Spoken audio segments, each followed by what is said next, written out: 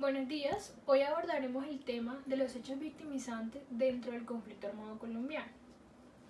Durante más de 50 años, la violencia prolongada por el conflicto armado colombiano ha generado grandes impactos y daños devastadores tanto para la vida de las víctimas sobrevivientes como para el conjunto de la sociedad colombiana.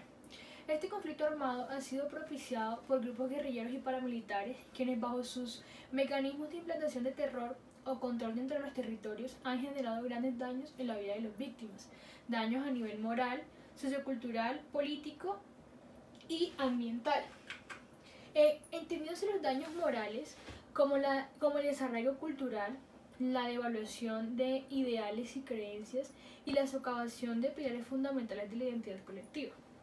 Según el Centro Nacional de Memoria Histórica, dentro de su texto Basta Ya, muchas comunidades argumentaban con dolor e indignación la forma en que los grupos armados y las élites que los respaldaban despreciaban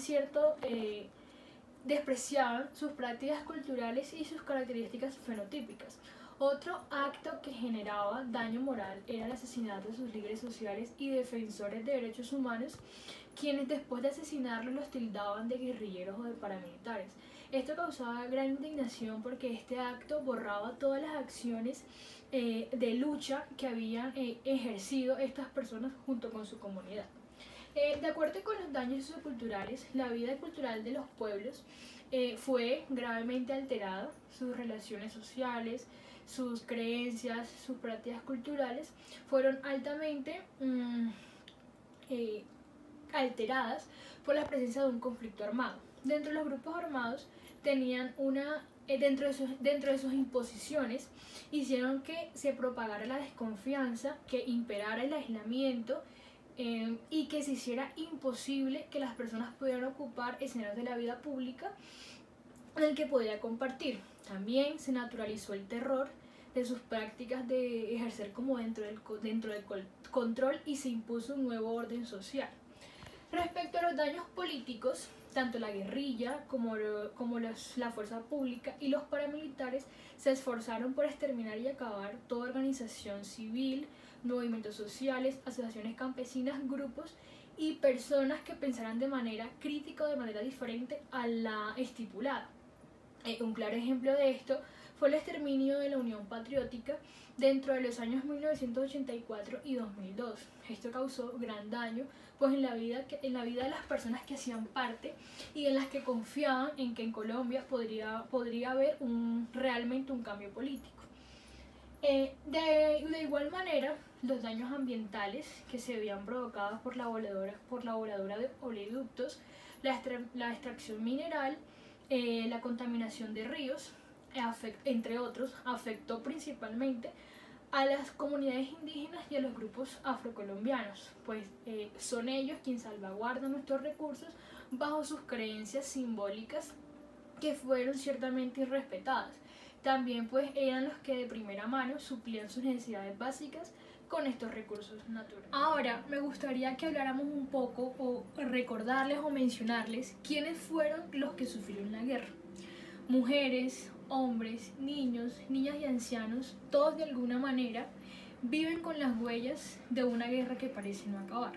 Muchas personas fueron protagonistas y víctimas de hechos victimizantes como lo son la violencia sexual, el desarrollo cultural, desplazamiento forzado, masacres, asesinatos selectivos, torturas, secuestros, atentados terroristas, reclutamiento ilícito, minas antipersonas, entre otros.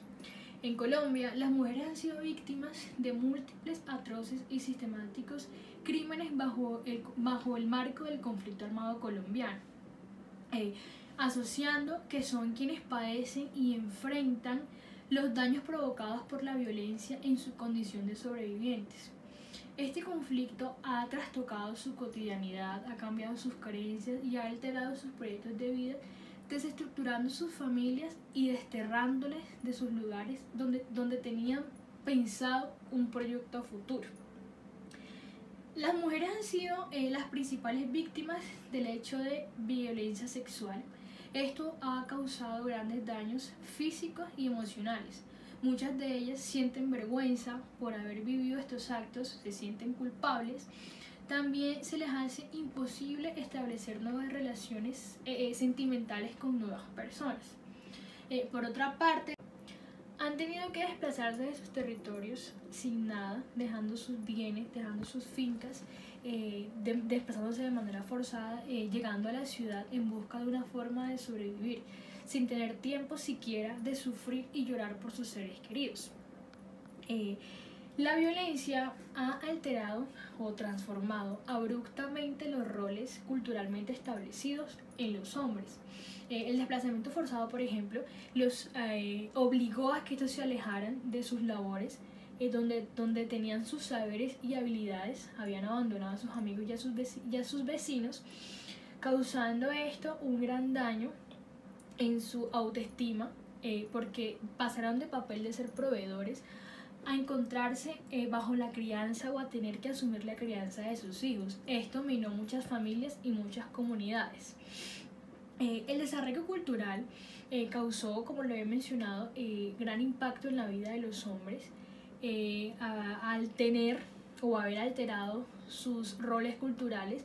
También estos tienen que vivir con la culpa de haber presenciado la violencia sexual de sus mujeres, el reclutamiento de sus hijos y la desaparición de sus hijos. Esto causó un gran sentimiento de culpa e indignación. Respecto a los niños y niñas y adolescentes, estos han experimentado la violencia de manera directa y cruda. Muchos de ellos han muerto, otros han sido víctimas directas de eventos del conflicto armado. También han sido testigos de primera mano de actos atroces. Han tenido que sobrevivir con sus cuerpos amputados debido a las minas antipersonas. También han tenido que vivir, las niñas principalmente, con hijos frutos de violencias sexuales, reclutamientos ilícitos y torturas. Aún en la actualidad son muchos niños que huyen de la guerra en condición de desplazados. En cuanto a los ancianos, estos sufren el dolor y por la desaparición de sus hijos asesinados o reclutados. Muchos de ellos han muerto de pena moral, sin saber del paradero de sus hijos o en espera de la llegada de sus seres. Un aspecto que me parece muy importante dentro de estos hechos es el aspecto de la memoria, que se ha tratado de reconstruir dentro del Centro de Memoria Histórica junto con las personas de esta comunidad, donde ven la memoria como un acto de resiliencia, como un acto de contar la historia desde otra perspectiva, como un acto de salir adelante, de contar su historia en busca de una no repetición. Las memorias que podemos identificar dentro de estos procesos de tejido social son las memorias de sufrimiento, las memorias de crueldad, de complicidad, de abandono y las memorias de estigmatización. Un aspecto que me gustaría traer a colación es la ley 1448 del 2011, que reconoce estos hechos victimizantes. Esta ley se da dentro del acuerdo de paz del 2016 firmado por el grupo guerrilleros FARC y el presidente Juan Manuel Santos en busca de acabar con un conflicto y lograr una paz positiva.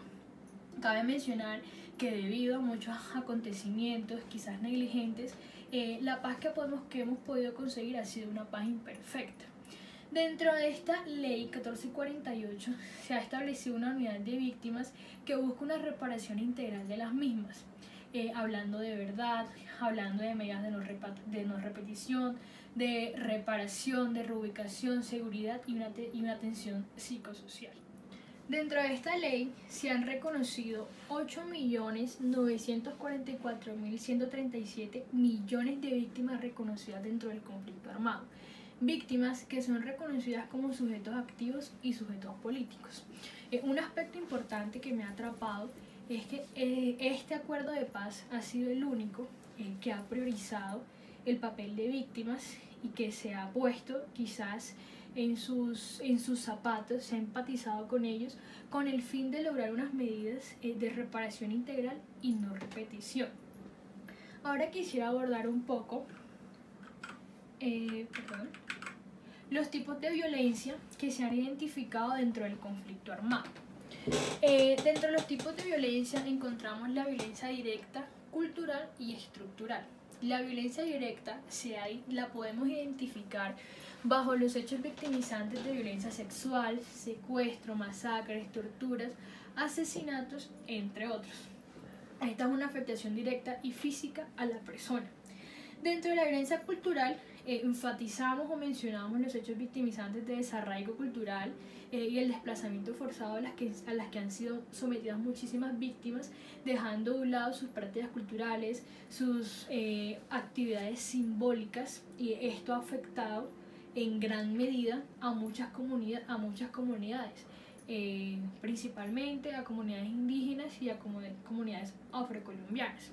En cuanto a la violencia estructural, esta se ve evidenciada como en el abandono estatal dentro de estos territorios que aún en la actualidad viven en la vulnerabilidad, bajo las huellas y la sombra que ha dejado un conflicto armado y una lucha que parece no acabar. Finalmente, quiero darles las gracias a todas las personas que participaron dentro de esta charla. Gracias por su participación y nos veremos en una próxima oportunidad.